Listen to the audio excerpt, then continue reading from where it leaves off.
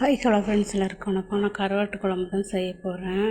கடுகு, வெந்தயம், வெங்காயம்லாம் போட்டு தாளிச்சிட்டு, அப்புறம் கருவாடை நல்லா கழுவி போட்டு வதக்கிட்டு, அப்புறம் வெங்காயம் போட்டு வதக்கிக்கோங்க. கருவாடை அடிபிடிச்சா ரொம்ப நாரும். அதனால் கருவாடையிலே உப்பு இருக்கும், அதனால் உப்புலாம் போடாதீங்க. நல்லா சிம்மில் வச்சு நல்லா வதக்கிட்டு, அப்புறம் தேங்காய், தக்காளி, சின்ன வெங்காயம் அரைச்சி ஊற்றிட்டு, குழம்பு மசாலா தூள் போட்டு தேவையான தண்ணி ஊற்றி உப்பு பார்த்து போடுங்க. நான் கத்திரிக்காயும் முருங்கைக்காயும் போட்டிருக்கிறேன். நான் கருவாட்டில் உப்பு இருக்கும், அதனால் உப்பு பார்த்து போட்டுக்கோங்க. புளி கரைச்சி ஊற்றிக்கோங்க.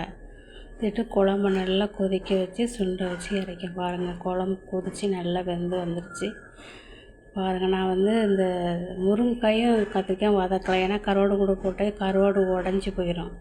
அதனால் கொதிச்சதுக்கப்புறம் தான் முருங்காயும் கத்திரிக்காயும் போட்டேன். நல்லா வெந்து வந்துடுச்சு. சூப்பர் டேஸ்ட்டு கருவாட்டு குழம்பு. கத்திரிக்காய், முருங்கைக்காய் போட்டு நல்லா வாசனையாக இருந்துச்சு. நீங்களும் இதேமாரி சிம்பிள் மெத்தடில் குழம்பு செஞ்சு சாப்பிடுங்க. ஓகே, டாட்டா பாய்.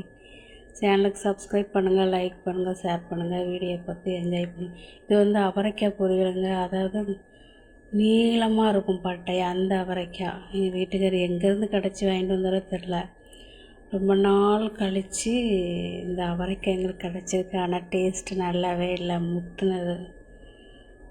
அதனால் ரொம்ப இலசாக இருந்தால் வாங்கி சாப்பிடுங்கன்னா இந்த மாதிரி வெள்ளரிக்காய் அவரைக்காயெல்லாம் வாங்காதீங்க. கருவாட்டு குழம்பு நல்லா டேஸ்ட்டாக இருந்துச்சு. ஓகே, டாட்டா பாய்.